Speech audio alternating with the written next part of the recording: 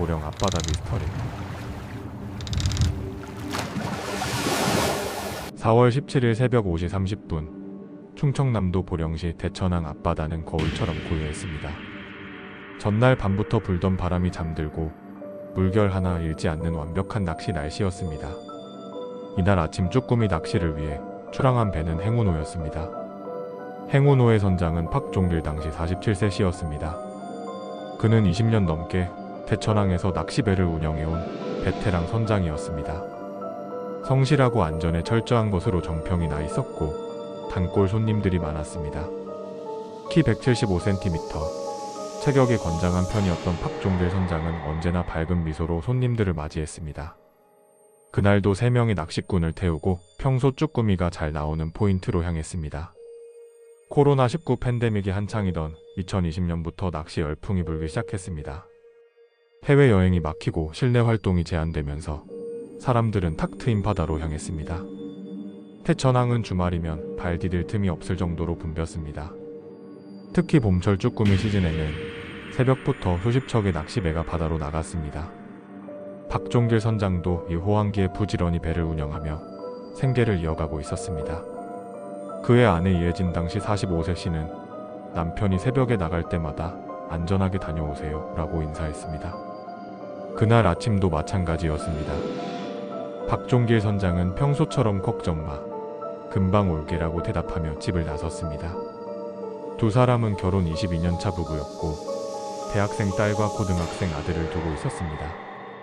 오전 6시 20분경 행운호가 포인트에 도착했습니다. 수심 약 15m, GPS 좌표상 대천항에서 북서쪽으로 약 3.5km 떨어진 지점이었습니다. 이곳은 박종길 선장이 단골로 찾는 포인트였습니다. 주변에 암초가 있어 쭈꾸미가 많이 서식하는 곳으로 알려져 있었습니다. 낚시꾼들은 저마다 낚싯대를 들이우고 박종길 선장은 초타실에서 어탐기를 확인하며 배의 위치를 조정했습니다. 날씨는 완벽했습니다. 바람은 초속 2m 이하, 파고는 0.5m 미만, 시정은 10km 이상. 해양기상예보상 매우 좋은 상태였습니다.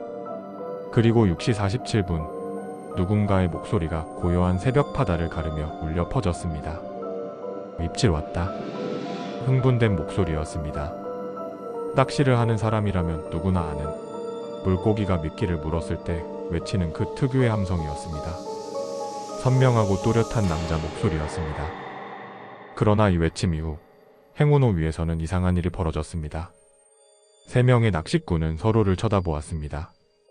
누구도 그 말을 하지 않았기 때문입니다.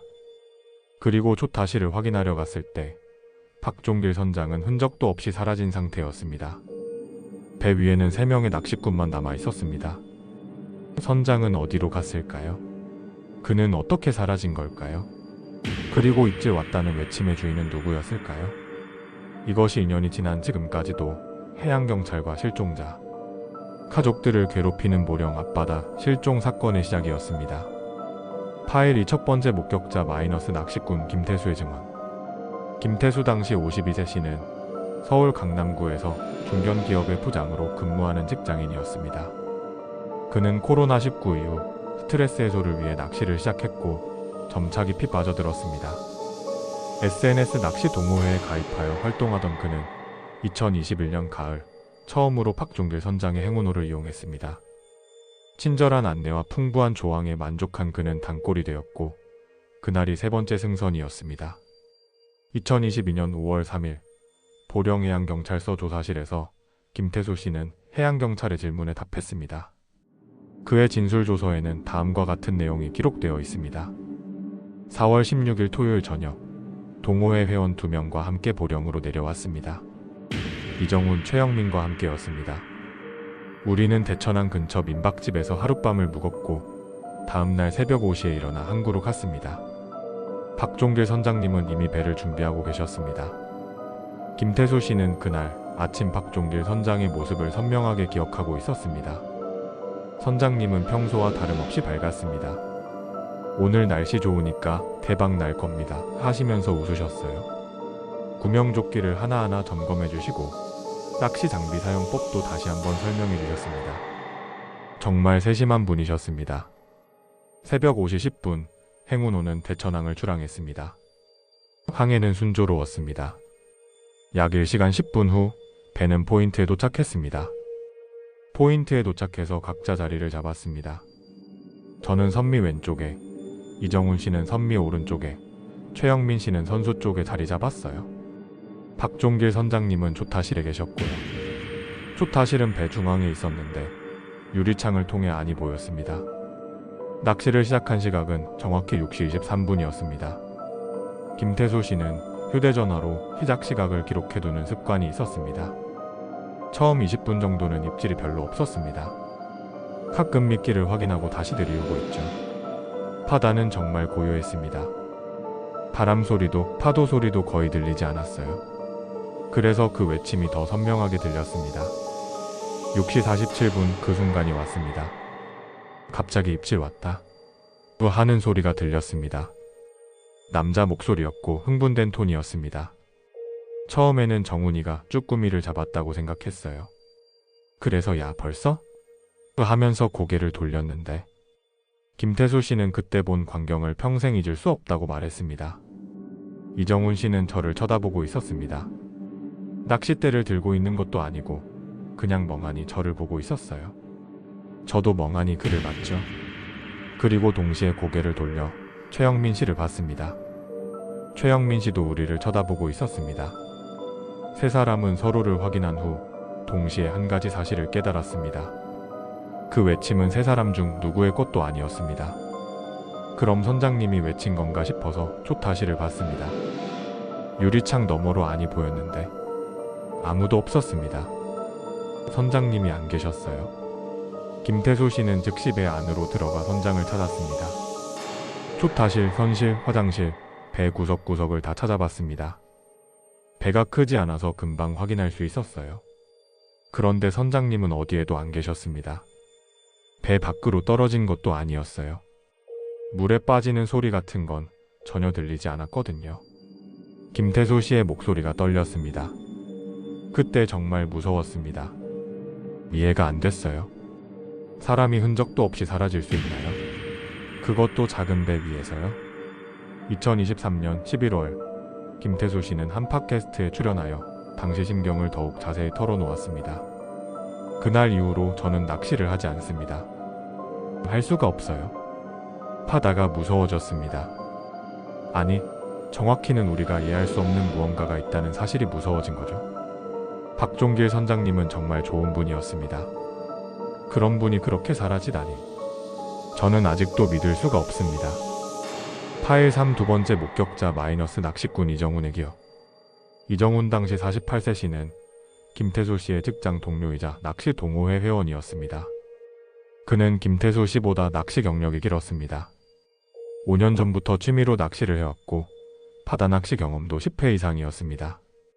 그는 자신을 중급자라고 생각했고 그날도 평소와 다름없는 출조라고 여겼습니다.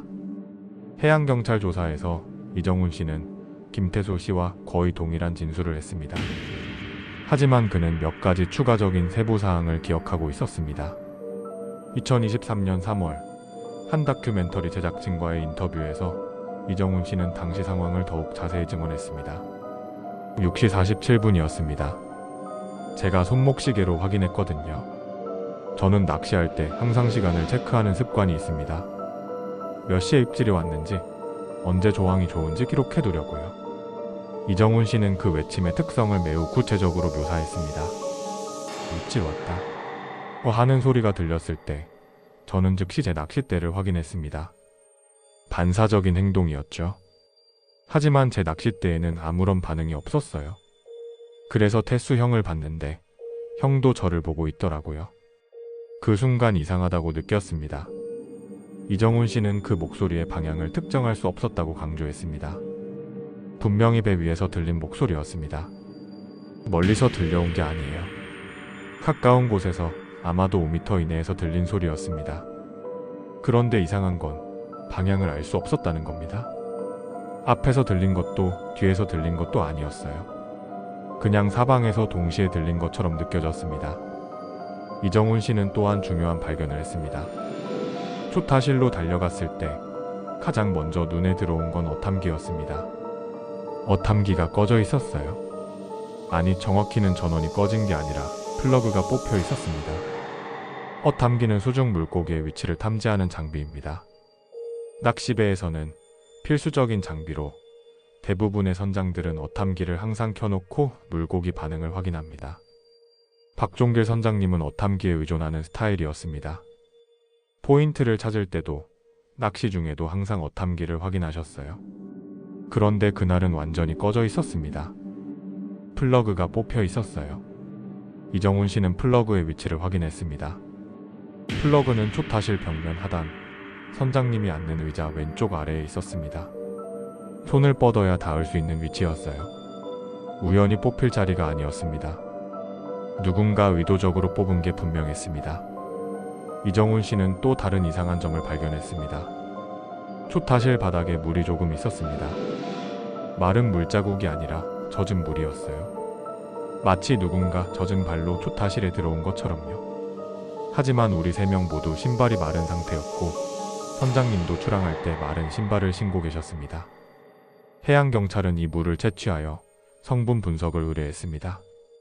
분석 결과 그것은 일반 바닷물이었습니다. 특이사항은 없었습니다.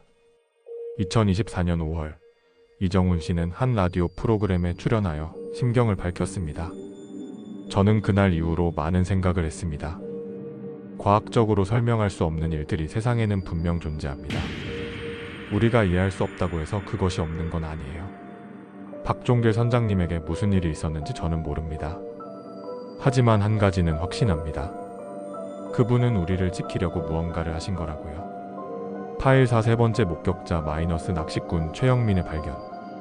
최영민 당시 44세 씨는 경기도 수원에서 자동차 정비소를 운영하는 자영업자였습니다. 그는 3명 중 가장 낚시 경력이 짧은 초보자였습니다. 김태수, 이정훈과 같은 동호회 회원이었지만 바다 낚시는 그날이 3번째였습니다. 그는 긴장하면서도 설레는 마음으로 배에 올랐습니다. 해양경찰 조사에서 최영민 씨는 자신이 가장 중요한 증거를 발견한 사람이 되었다는 사실을 알게 되었습니다. 저는 선수 쪽, 그러니까 배의 맨 앞쪽에 자리 잡았습니다. 선장님이 그곳이 입질이 잘 온다고 추천해 주셨거든요. 낚시를 시작하고 얼마 안 됐을 때 저는 바다를 보고 있었습니다. 물고기를 찾는다기보다는 그냥 바다가 너무 예뻐서요. 최영민 씨는 6시 45분경 물 위에 떠있는 무언가를 발견했습니다. 처음에는 쓰레기인 줄 알았습니다. 플라스틱 조각 같은 것처럼 보였어요. 그런데 자세히 보니 낚싯대 같았습니다. 누가 낚싯대를 잃어버렸나? 하고 생각했죠. 그는 김태수와 이정훈에게 알리려다가 먼저 건져 올리기로 했습니다. 뜰채가 배에 있었거든요. 뜰채로 건져 올렸습니다. 그리고 깜짝 놀랐습니다. 최영민 씨가 건져 올린 것은 낚싯대였습니다. 쭈꾸미 낚시용 낚싯대로 길이는 약 1.8m 정도였습니다. 낚싯대 손잡이 부분에는 검은색 매직으로 선명하게 이름이 적혀 있었습니다. 박종길 선장님 낚싯대였습니다. 제가 그걸 건져 올리고 나서 12분 후에 입질 왔다는 외침이 들렸어요. 그리고 선장님이 사라진 사실을 알게 됐죠. 최영민 씨는 낚싯대를 자세히 관찰했습니다. 낚싯줄 끝에 애기가 매달려 있었습니다. 애기는 가짜 미끼인데 실리콘이나 플라스틱으로 만든 거예요. 쭈꾸미가 그걸 세우나 물고기로 착각해서 덮친다고 하더라고요. 하지만 그 애기는 정상적인 상태가 아니었습니다. 애기가 찢어져 있었습니다. 중간 부분이 깨끗하게 찢어져 있었어요. 처음 보는 광경이었습니다. 저는 초보라서 잘 모르겠지만 김태수 형이랑 이정훈 형이 보더니 깜짝 놀라더라고요. 김태수와 이정훈은 즉시 애기의 손상 상태를 확인했습니다. 두 사람 모두 경험 많은 낚시꾼이었고 그런 손상은 처음 본다고 말했습니다. 해양경찰은 낚싯대와 애기를 압수하여 국립과학수사연구원에 감정을 의뢰했습니다. 감정 결과는 5월 20일에 나왔습니다. 감정 보고서에는 다음과 같이 기록되어 있었습니다. 애기의 손상 형태는 절단이 아닌 파열로 판단됨. 강한 장력이 가해져 재료가 늘어나다가 한계점을 넘어 찢어진 것으로 추정됨. 일반적인 쭈꾸미의 힘으로는 이러한 손상을 일으킬 수 없음. 최소 50kg 이상의 장력이 가해진 것으로 분석됨. 쭈꾸미는 보통 10만 300g 정도의 무게입니다. 큰 것도 500g을 넘지 않습니다. 50kg의 장력이라면 대형 어류나 그에 준하는 힘이 필요합니다. 최영민 씨는 2023년 8월 한 인터뷰에서 이렇게 말했습니다. 저는 초보라서 많은 것을 모릅니다. 하지만 그날 제가 본 것은 분명합니다. 선장님의 낚싯대가 물에 떠 있었고 애기는 찢어져 있었습니다. 무언가 강한 것이 그 미끼를 잡아당긴 거예요. 그게 뭔지는 모르겠지만요. 파일 5 네 번째 목격자 마이너스 항구 관리인 서만석의 기록. 서만석 당시 61세 씨는 대천항 부두관리사무소에서 22년째 근무하고 있었습니다. 그는 대천항의 산증인이었습니다. 수백 척의 배가 드나드는 것을 지켜봤고 수천 명의 선장과 낚시꾼을 보냈습니다. 그는 항구의 모든 것을 알고 있었습니다. 서만석 씨의 주요 업무는 출항 및 입항 관리였습니다. 매일 아침 그는 출항하는 모든 배를 확인하고 기록했습니다. 선박명, 선장명, 승선 인원, 출항 시각, 예정 귀향 시각 등을 꼼꼼히 체크했습니다. 이는 해양사고 발생 시 신속한 대응을 위한 필수 절차였습니다. 2022년 4월 17일 새벽, 서만석 씨는 평소처럼 4시 30분에 출근했습니다. 주말이면 새벽부터 출항하는 배들이 많았기 때문입니다. 그날 아침도 날씨가 정말 좋았습니다. 바람도 약하고 파도도 잔잔했죠. 완벽한 낚시 날씨였어요. 서만석 씨는 행운호가 출항 준비를 하는 것을 지켜봤습니다. 종끼리는 가족을 위해 정말 열심히 일했습니다. 딸이 대학교 3학년, 아들이 고등학교 2학년이었어요. 학비며 생활비며 만만치 않았을 텐데 한 번도 힘든 내색을 안 했습니다. 항상 밝게 웃었죠. 그러나 서만석 씨는 한 가지 이상한 점을 기억하고 있었습니다. 출항하기 직전 종길이가 잠깐 초타실에서 내려와 배 뒤쪽을 유심히 바라보더군요. 한 12분 정도 가만히 서서 바다를 봤어요. 제가 뭐 이상한 거 있어? 라고 물었더니 종길이가 고개를 저으면서 아니요, 아무것도 아닙니다. 그냥 바다가 오늘 유난히 고요하네요 라고 말하더군요. 서만석 씨는 그 말의 의미를 당시에는 이해하지 못했습니다. 지금 생각해보면 종길이가 뭔가를 느낀 것 같습니다. 오랜 경험을 가진 선장들은 바다의 변화를 본능적으로 감지한다고 하잖아요. 어쩌면 그날 아침 종길이도 무언가를 느꼈을지 모릅니다. 오전 7시 20분 서만석 씨는 해양경찰로부터 연락을 받았습니다. 행운호에서 선장 실종 사건이 발생했다는 것이었습니다. 처음에는 믿을 수가 없었습니다. 1시간 전에 멀쩡히 출항했는데 어떻게 사라질 수가 있냐고요. 하지만 곧 현실이라는 걸 깨달았습니다. 서만석 씨는 즉시 사무소의 CCTV 기록을 확인했습니다. 행운호의 출항 장면이 선명하게 녹화되어 있었습니다. 박종길 선장이 조타실에서 손을 흔들고 3명의 낚시꾼이 배 위에서 장비를 정리하는 모습이 보였습니다. 모든 것이 평범했습니다. 2023년 11월, 은퇴를 앞둔 서만석 씨는 한 다큐멘터리와의 인터뷰에서 눈물을 보였습니다.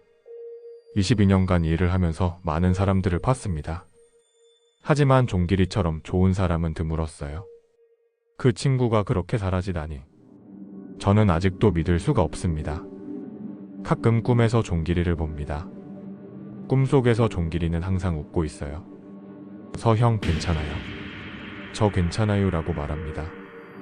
파일 6 5번째 목격자 마이너스 해양경찰 최준혁의 수색보고. 신고를 받고 출동한 해양경찰은 보령해양경찰서 소속 최준혁 당시 33세 경위가 이끄는 수색팀이었습니다. 최준혁 경위는 해양경찰에 입직한 지 8년차 수색구조 분야에서 풍부한 경험을 쌓은 베테랑이었습니다. 2022년 4월 17일 오전 7시 15분 보령해양경찰서 상황실에 긴급신고가 접수되었습니다. 행운호에 승선한 낚시꾼 이정훈으로부터의 신고였습니다. 선장이 사라졌습니다. 배 위에 없어요. 도와주세요. 최준혁 경위는 즉시 출동 지시를 내렸습니다. 경비정 삼천구함이 7시 20분 대천항을 출항했고 7시 35분 현장에 도착했습니다. 최준혁 경위의 수색활동 보고서에는 다음과 같은 내용이 상세히 기록되어 있습니다. 2022년 4월 17일 715 낚시배 행운호 대천항 등록로부터 선장 실종 신고 접수. 신고자 이정훈 남 48세. 신고 내용 선장 박종길 남 47세 행방불명. 735 현장 도착엔 36만 2142 이 126만 2815.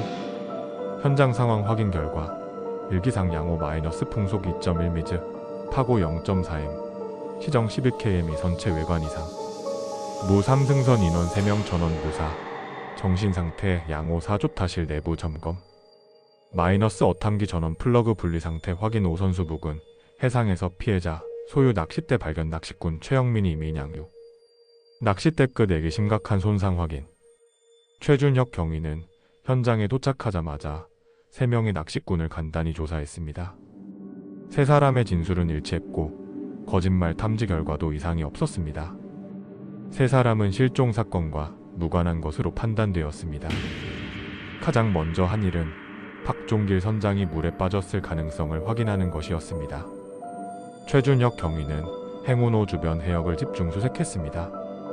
잠수사 2명을 투입하여 소중 수색도 실시했습니다. 반경 500m 내 해역을 샅샅이 뒤졌습니다. 하지만 아무것도 발견되지 않았습니다.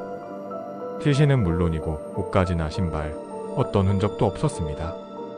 최준혁 경위는 배의 상태를 정밀 조사했습니다. 배에는 충돌 흔적이나 손상이 전혀 없었습니다. 난간도 온전했고 배 바닥에 피나 머리카락 같은 것도 없었습니다. 투쟁의 흔적도 사고의 흔적도 전혀 없었어요. 가장 이해할 수 없는 부분은 어탐기였습니다. 초타실로 들어갔을 때 첫 번째로 눈에 들어온 게 어탐기였습니다. 화면이 까맣게 꺼져 있었거든요. 전원 버튼을 확인했더니 버튼은 켜진 상태였어요. 그런데 화면이 안 켜지는 거예요. 고장인가? 싶어서 확인해봤더니 뒤쪽 플러그가 뽑혀 있었습니다. 최준혁 경위는 플러그의 위치를 자세히 조사했습니다. 플러그는 초타실 벽면 하단, 선장이 앉는 의자 왼쪽 아래 약 50cm 지점에 있었습니다. 손을 구부려 뻗어야 닿을 수 있는 위치였어요. 배가 흔들린다고 우연히 뽑힐 위치가 절대 아니었습니다. 최준혁 경위는 왜 누군가 어탐기 플러그를 뽑았는지 이해할 수 없었습니다. 어탐기는 물고기 위치를 확인하는 장비입니다. 낚시 중에 어탐기를 끄는 건 말이 안 됩니다. 더구나 박종길 선장은 어탐기를 자주 확인하는 스타일이었다고 하더군요. 또 다른 이상한 점은 조타실 바닥에 물이었습니다. 조타실 바닥 한쪽 구석에 물웅덩이가 있었습니다. 측경 약 20cm, 깊이는 얕았지만 분명히 물이 고여 있었어요. 마치 누군가 젖은 신발을 신고 들어온 것처럼요.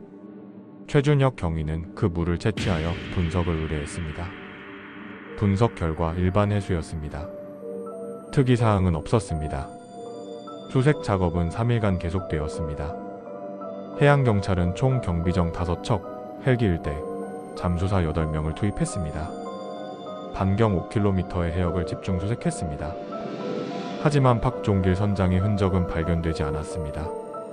실종 사건 중에서도 가장 이해하기 어려운 케이스였습니다. 최준혁 경위는 GPS 항적 기록도 분석했습니다. 행운호의 GPS는 자동으로 항적을 기록하는 시스템이었습니다. 그런데 이상한 점이 있었어요. 오전 6시 40분부터 6시 50분까지 정확히 10분간 GPS 기록이 공백이었습니다. 이는 매우 드문 현상이었습니다. GPS 신호가 끊기는 경우는 있습니다. 하지만 10분이나 끊기는 건 흔치 않죠? 더구나 그날은 날씨가 좋았고 주변의 다른 배들의 GPS는 정상 작동했습니다. 유독 행운호만 그 10분간 기록이 없었어요. 블랙박스 음성 기록도 같은 시간대가 공백이었습니다. 최준혁 경위는 2024년 3월 퇴직을 앞두고 한 해양 전문 방송과의 인터뷰에서 당시를 회상했습니다. 제가 해양경찰로 20년 넘게 일하면서 수많은 해양사고를 처리했습니다. 추락사고, 선박충돌, 익사, 실종. 다양한 케이스를 봤죠. 그런데 박종길 선장 사건만큼은 정말 이해할 수 없었습니다. 최준혁 경위는 모든 가능성을 검토했습니다. 첫 번째 가능성은 추락사입니다. 배 밖으로 떨어졌을 가능성이죠. 하지만 3명의 낚시꾼 모두 물에 빠지는 소리를 듣지 못했다고 했습니다. 더구나 그날은 파도가 거의 없었어요. 난간도 온전했고요. 추락할 이유가 없었습니다. 두 번째 가능성은 자살입니다. 하지만 박종길 선장은 가정도 화목했고 경제적으로도 큰 문제가 없었습니다.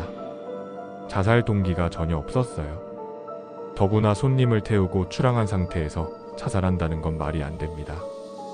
최준혁 경위는 한 가지 가능성을 더 조심스럽게 언급했습니다. 박종길 선장의 실종 사건은 미제로 남았습니다. 해양경찰은 3개월간 집중 수사를 진행했지만 단서를 찾지 못했습니다. 2022년 7월 17일 사건은 미제 사건으로 분류되었고 박종길 선장은 실종자로 등록되었습니다. 그의 부인 이혜진 씨는 남편이 돌아오기를 기다리며 매일 대천항에 나갔습니다. 행운호가 묶여있는 선착장에 서서 바다를 바라보는 것이 그녀의 일과가 되었습니다. 이혜진 씨는 남편의 실종 이후 행운호를 팔지 않고 그대로 보관했습니다. 일주일에 한 번씩 배를 찾아가 청소를 하고 조타실에 앉아 남편을 생각했습니다.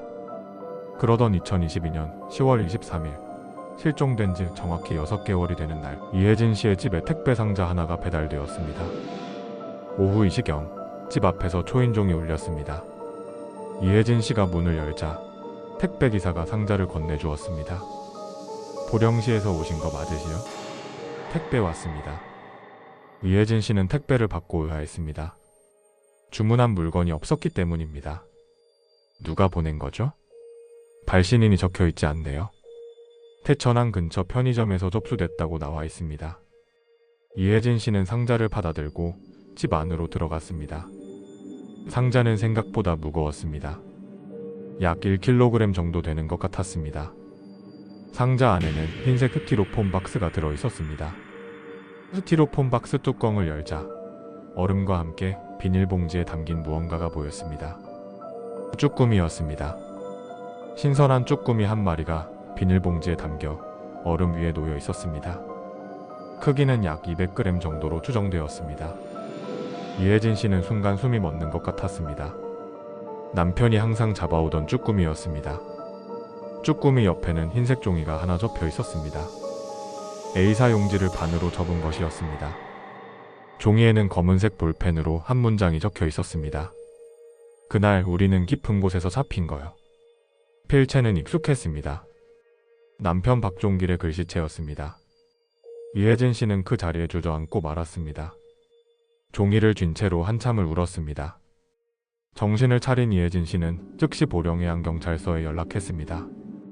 최준혁 경위가 직접 이혜진 씨의 집을 방문하여 택배 상자, 스티로폼 박스, 쭈꾸미 메모지를 모두 압수했습니다. 증거물은 국립과학수사연구원으로 보내져 정밀 감식을 받았습니다. 감식 결과는 11월 10일에 나왔습니다. 쭈꾸미 분석 결과 종 참쭈꾸미아 크터푸스 마이너 서식지 서해안 연안 크기 194g 사망시기 채취 후 약 1224시간 경과로 추정 특이사항 신선도 양호 자연사로 판단됨 메모지 필적 분석 결과 용지 일반 A사 복사용지 국내 다수 제조사 제품 특정 불가 필기구 검은색 볼펜 모나미 153 국내 가장 흔한 제품 필적 분석 박종길의 평소 필체와 99.2% 일치 필압 획순서 글자 형태 모두 일치 착성 시기 추정 불가 상자 및 포장재 분석 결과 택배 상자 일반 택배 박스 전국 편의점 사용 스티로폼 박스 수산물 포장용 대천항 인근 다수 업체 사용 지문 검출 없음 장갑 착용 추정 DNA 검출 없음 해양경찰은 편의점 CCTV를 확인했습니다. 10월 22일 오후 8시 34분 태천항 인근 DS25 편의점에 한 남성이 들어왔습니다. 키는 약 17만 175cm, 체격은 보통. 검은색 야구 모자를 깊이 눌러 쓰고 검은색 마스크를 착용했습니다. 검은색 점퍼에 청바지 차림이었습니다. 해양경찰은 주변 CCTV도 확인했습니다. 남성은 편의점에서 나온 후 도보로 대천항 방향으로 걸어갔습니다. 약 200m 지점에서 CCTV 사각지대로 들어간 후 더 이상 추적할 수 없었습니다. 택배를 보낸 사람은 박종길 선장 본인이었을까요? 아니면 제3자가 선장의 메모를 발견하고 보낸 것일까요? 첫 번째 미해결 의문 입질 왔다는 외침의 주인은 누구였는가? 3명의 낚시꾼 모두 그 목소리가 자신의 것이 아니라고 분명히 증언했습니다. 거짓말 탐지기 검사에서도 이상이 없었습니다. 3사람은 진실을 말하고 있었습니다. 그렇다면 그 외침은 박종길 선장의 것이었을까요? 김태수, 이정훈, 최영민 3사람은 박종길 선장의 목소리를 잘 알고 있었습니다. 하지만 3사람 모두 그 목소리가 선장님 목소리인지 확신할 수 없다고 말했습니다. 이정훈 씨는 이렇게 증언했습니다. 목소리는 분명 남자 목소리였습니다. 그런데 이상하게도 누구의 목소리인지 특정할 수 없었어요. 선장님의 목소리 같기도 하고 아닌 것 같기도 하고. 일부 전문가들은 집단 환청 가능성을 제기했습니다. 긴장 상태에서 3사람이 동시에 같은 환청을 들었을 수 있다는 것입니다. 하지만 이는 매우 드문 현상이고 과학적 근거도 약했습니다. 그렇다면 그 외침은 도대체 어디서 온 것일까요? 두 번째 미해결 의문 그날 우리는 깊은 곳에서 잡힌 거요는 무엇을 의미하는가? 이 문장은 여러 가지 해석을 낳았습니다. 어떤 해석이 맞는지 알 수 없습니다. 그리고 또 다른 의문. 그 메모는 언제 쓰여진 것일까요? 필적 분석 결과 박종길 선장의 평소 필체와 99.2% 일치했습니다. 거의 확실히 그의 글씨였습니다. 하지만 언제 쓴 것인지는 알 수 없었습니다. 실종 전에 미리 써둔 것일까요? 아니면 실종 후 어딘가에서 쓴 것일까요? 만약 실종 전에 썼다면 그는 자신에게 무슨 일이 일어날지 미리 알고 있었던 걸까요? 그날 아침 서만석 씨에게 파다가 오늘 유난히 고요하네요 라고 말한 것도 어쩌면 예감이었을까요? 만약 실종 후에 썼다면 그는 지금 어디에 있는 걸까요? 살아있는 걸까요? 그리고 왜 6개월 후에 하필 쭈꾸미와 함께 이 메시지를 보낸 걸까요? 쭈꾸미는 박종길 선장이 평생 잡아온 생선이었습니다. 그의 생업이자 그의 삶 그 자체였습니다. 어쩌면 그 쭈꾸미는 단순한 생선이 아니라 무언가를 상징하는 것일지도 모릅니다. 택배를 보낸 사람은 누구였을까요? CCTV에 찍힌 남성은 박종길 선장과 비슷한 체격이었습니다. 하지만 얼굴을 확인할 수 없었습니다. 편의점 직원도 특별히 기억나는 점이 없다고 했습니다. 만약 박종길 선장 본인이 보냈다면 그는 살아있는 것입니다. 하지만 왜 가족에게 직접 연락하지 않고 이런 방식으로 메시지를 보낸 걸까요? 만약 제3자가 보냈다면 그 사람은 누구일까요? 그리고 어떻게 박종길 선장의 메모를 입수한 걸까요? 모든 것이 수수께끼였습니다. 세 번째 미해결 의문 10분간의 공백에 무슨 일이 있었는가? GPS 항적과 블랙박스 기록이 모두 끊긴 그 10분. 오전 6시 40분부터 6시 50분까지 행운호에서는 무슨 일이 있었던 걸까요? 최준혁 경위는 이것이 가장 중요한 단서라고 생각했습니다. 그 10분간 무슨 일이 있었는지 알 수 있다면 이 사건을 풀 수 있을 것입니다. 일부 전문가들은 전자기 이상 현상을 지적했습니다. 특정 해역에서는 전자기 교란이 발생하여 GPS와 블랙박스가 오작동할 수 있다는 것입니다. 실제로 2022년 당시 보령 앞바다에서는 간헐적으로 GPS 오류가 보고되고 있었습니다. 하지만 그날 주변의 다른 배들은 모두 정상이었습니다. 유독 행운호만 그 10분간 기록이 없었습니다. 어떤 이들은 인위적 조작 가능성을 제기했습니다. 누군가 의도적으로 GPS와 블랙박스를 끈 것이라는 주장입니다. 하지만 왜 그래야 했을까요? 그리고 누가 그렇게 했을까요? 박종길 선장이 직접 끈 것일까요? 하지만 이유가 없습니다. 그는 자살할 동기도 없었고 범죄를 저지를 이유도 없었습니다. 3명의 낚시꾼 중 누군가가 끈 것일까요? 하지만 3사람 모두 알리바이가 확실했습니다. 그리고 동기도 없었습니다. 그렇다면 제3자가 있었던 걸까요? 하지만 배 안 어디에도 다른 사람이 있었다는 흔적은 없었습니다. 결국 이 의문도 답을 찾을 수 없었습니다. 2022년 11월 17일 이혜진 씨는 남편 박종길을 실종자로 신고하고 법원에 실종 선고를 신청했습니다. 한국 법률상 실종 후 5년이 지나면 사망으로 간주되지만 특별한 사유가 있을 경우 더 일찍 신청할 수 있습니다. 2023년 4월 17일 박종길 선장이 실종된 지 1년이 되는 날 태천항에는 작은 추모식이 열렸습니다. 의혜진 씨가 먼저 말했습니다. 남편 박종길은 바다를 사랑한 사람이었습니다. 25살에 처음 배를 몰기 시작해서 47살까지 22년간 이 바다에서 일했습니다. 남편은 바다가 자신의 집이라고 말했습니다. 어쩌면 남편은 자신의 집으로 돌아간 것인지도 모르겠습니다. 이혜진 씨의 목소리가 떨렸습니다. 이혜진 씨는 바다를 향해 꽃을 던졌습니다. 하얀 국화 한 다발이 물 위에 떠내려갔습니다. 김태수 씨가 다음으로 말했습니다. 박종길 선장님, 제가 선장님께 마지막으로 드리지 못한 말이 있습니다. 감사합니다. 선장님은 저희를 안전하게 지켜주셨습니다. 그날 무슨 일이 있었는지 저는 모릅니다. 하지만 한 가지는 확신합니다. 선장님은 마지막 순간까지 저희를 지키려고 하셨을 것입니다. 입질 왔다는 외침은 어쩌면 저희에게 보내는 경고였을지도 모릅니다. 위정훈 씨도 말을 이었습니다. 선장님, 저도 평생 그날을 잊지 못할 것입니다. 선장님 덕분에 저는 바다가 그리고 자연이 얼마나 경외로운 존재인지 깨달았습니다. 우리가 이해할 수 없는 일들이 세상에는 분명 존재합니다. 그것을 받아들이는 것도 우리의 몫입니다. 최영민 씨는 조용히 고개를 숙였습니다. 그는 말을 하지 못하고 눈물만 흘렸습니다. 서만석 씨가 마지막으로 말했습니다. 종길아, 나는 네가 좋은 친구였다고 생각해? 22년간 함께 일하면서 단 한 번도 사고를 낸 적이 없었지?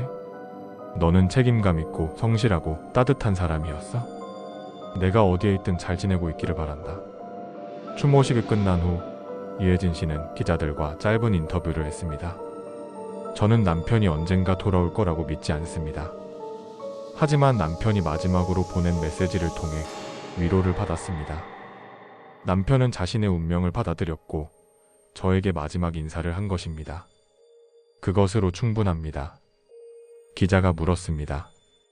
행운호는 어떻게 하실 계획이신가요? 팔지 않을 겁니다. 그대로 보관할 거예요. 남편의 마지막 일터였으니까요. 가끔 배를 찾아가 청소하고 남편을 생각할 겁니다. 2023년 6월 이혜진 씨는 조용히 행운호를 대천항 한쪽에 영구 정박시켰습니다. 배는 더 이상 바다로 나가지 않았습니다. 선체에는 작은 명판이 부착되었습니다. 행운호 마이너스 선장 박종길을 기리며 이정훈 씨는 회사에서 해양안전교육 프로그램을 기획했습니다.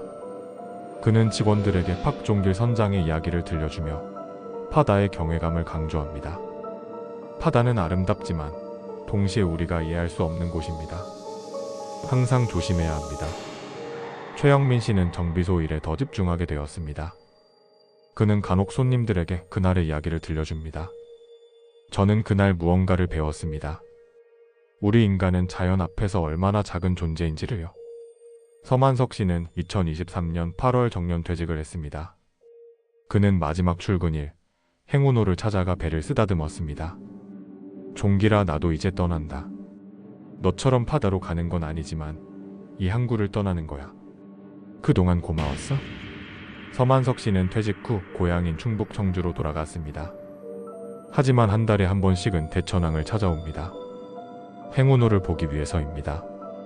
최준혁 경위는 2024년 3월 해양경찰청에서 우수수사관으로 표창을 받았습니다.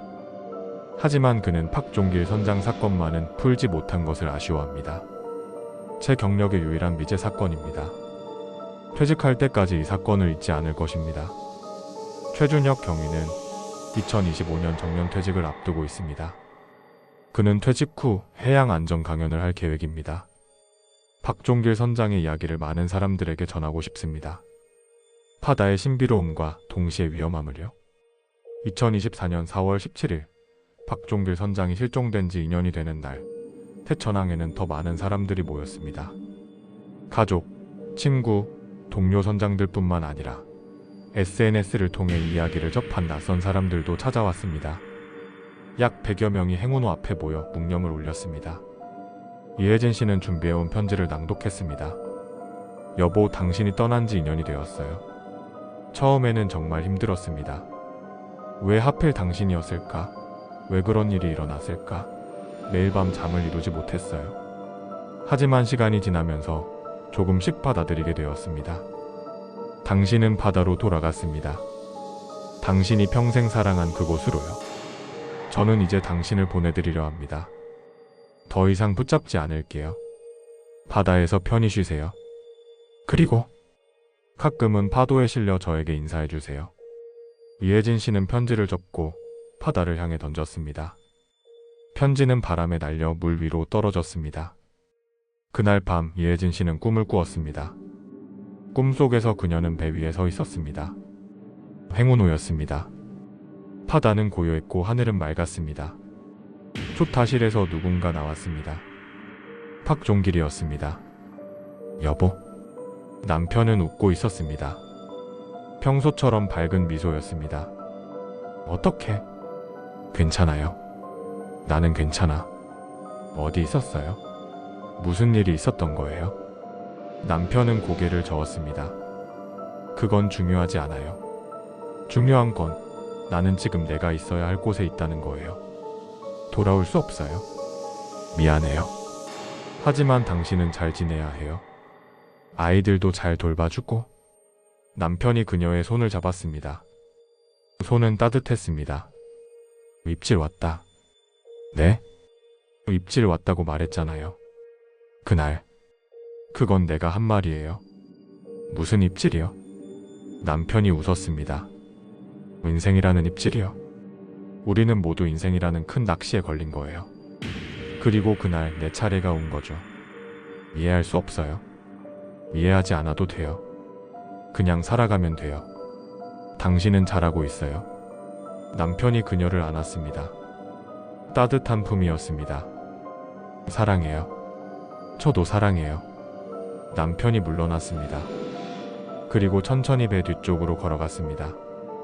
어디 가요? 내가 있어야 할 곳으로. 남편이 배 난간에 올라섰습니다. 그리고 뒤돌아보며 손을 흔들었습니다. 안녕. 남편이 바다로 뛰어들었습니다. 물보라가 일었습니다. 이혜진이 난간으로 달려갔습니다. 하지만 바다에는 아무것도 없었습니다. 고요한 수면만 펼쳐져 있었습니다. 이혜진이 깨어났습니다. 베개가 눈물로 젖어 있었습니다. 진실은 여전히 바다 어딘가에 잠겨 있습니다. 2022년 4월 17일 오전 6시 40분부터 6시 50분까지 그 10분 동안 무슨 일이 있었는지 아무도 모릅니다. 하지만 이것만은 분명합니다. 박종길 선장은 마지막 순간까지 자신의 책임을 다하려 했을 것입니다. 입질 왔다는 외침이 경고였든 작별 인사였든 그것은 책임감 있는 선장의 마지막 목소리였을 것입니다. 그리고 6개월 후 보낸 택배는 어쩌면 그가 살아있는 동안 쓴 마지막 메시지였을지도 모릅니다. 혹은 바다가 그만의 방식으로 유족에게 보낸 위로였을지도 모릅니다. 지금도 대천항에서는 매일 아침 수십 척의 낚시배가 바다로 나갑니다. 선장들은 출항 전 항상 안전 점검을 하고 구명조끼를 확인합니다. 그리고 행운호를 지나칠 때 누군가는 조용히 중얼거립니다. 종길 형, 오늘도 안전하게 다녀올게. 행운호는 묵묵히 그 자리에 서 있습니다. 파도에 흔들리며 바다를 바라보며. 2024년 10월 한 해양 다큐멘터리 제작팀이 이 이야기를 영상으로 만들었습니다. 다큐멘터리 제목은 깊은 곳이었습니다. 다큐멘터리는 많은 사람들에게 깊은 인상을 남겼습니다. 시청자들은 바다의 신비로움과 한 선장의 마지막 이야기에 눈물을 흘렸습니다. 한 시청자는 이렇게 댓글을 남겼습니다. 우리는 모두 무언가에 잡혀 살아갑니다. 일의 관계의 운명에. 박종길 선장의 이야기는 그것을 상징적으로 보여줍니다. 우리는 모두 깊은 곳에서 잡힌 존재들입니다. 또 다른 시청자는 이렇게 썼습니다. 진실이 무엇이든 박종길 선장은 마지막까지 자신의 일을 다한 사람입니다. 그것만으로도 존경받을 가치가 있습니다. 바다는 오늘도 묵묵히 파도를 보냅니다. 수많은 비밀을 품은 채로. 그리고 깊은 곳 어딘가에서 어쩌면 박종길 선장은 여전히 낚싯대를 들고 있을지도 모릅니다. 영원히 끝나지 않는 낚시를 하며 자신이 사랑했던 바다와 함께. 입질 왔다. 그 외침은 이제 대천항 선장들 사이에서 무사귀환을 기원하는 주문이 되었습니다. 출항할 때 그리고 항구로 돌아올 때 그들은 박종길 선장을 기억합니다. 파다는 모든 것을 기억합니다. 출항하는 배의 떨림을, 돌아오는 배의 안도를, 그리고 돌아오지 못한 이들의 이야기를. 2025년 4월 17일 박종길 선장이 실종된 지 3년이 되는 날이 다가오고 있습니다. 이혜진 씨는 또다시 추모식을 준비하고 있습니다. 하지만 이번에는 다릅니다. 그녀는 이제 남편을 완전히 보내드릴 준비가 되었습니다. 여보, 이제는 진짜 안녕이에요. 당신이 깊은 곳에서 편히 쉬기를 바랍니다. 그리고 감사합니다. 22년간 좋은 남편이었어요. 행운호 앞에는 작은 표지판이 하나 더 세워질 예정입니다. 바다를 사랑한 선장 박종길. 1975-2022. 그는 자신이 속한 곳으로 돌아갔다. 그리고 2022년 4월 17일 그는 자신만의 방식으로 마지막 항해를 떠났습니다. 우리는 그가 어디로 갔는지 모릅니다. 하지만 그가 남긴 것은 압니다. 책임감, 헌신, 그리고 바다에 대한 사랑. 그날 우리는 깊은 곳에서 잡힌 거요. 이 문장은 이제 많은 사람들에게 다양한 의미로 다가옵니다. 어떤 이에게는 운명에 대한 체념으로, 어떤 이에게는 자연에 대한 경외로, 어떤 이에게는 삶의 신비로움에 대한 인정으로, 그리고 이혜진 씨에게는 남편이 보낸 마지막 사랑의 메시지로. 바다는 오늘도 그곳에 있습니다. 파도는 오늘도 밀려옵니다. 그리고 행운호는 오늘도 그 자리에 서 있습니다. 박종길 선장의 이야기는 끝나지 않았습니다. 그의 이야기는 파도에 실려, 바람에 실려 계속 전해질 것입니다. 깊은 곳에서.